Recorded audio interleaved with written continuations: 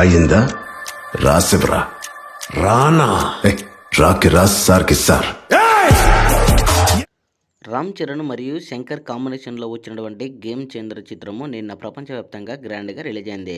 అయితే ఈ యొక్క చిత్రము మొదటి రోజు ఎలాంటి కలెక్షన్లు రాబడుతుందా అని అందరూ ఆతృతంగా అయితే ఎదురు చూస్తున్నారు.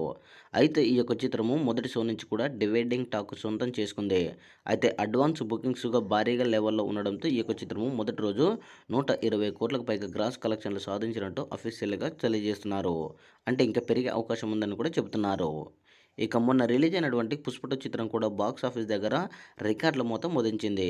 అయితే ఈ యొక్క చిత్రము బాక్స్ ఆఫీస్ దగ్గర మొదటి రోజు దాదాపుగా 290 కోట్లకు పైగా గ్రాస్ కలెక్షన్లు సాధించి బాక్స్ ఆఫీస్ని విలయతాండము సృష్టించింది.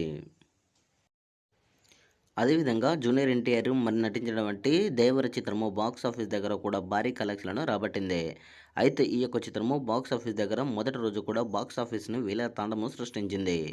ఈ యొక్క చిత్రము బాక్స్ ఆఫీస్ దగ్గర 172 కోట్లకు పైగా గ్రాస్ కలెక్షన్లు సాధించి బాక్స్ ఆఫీస్ని తాండము సృష్టించింది.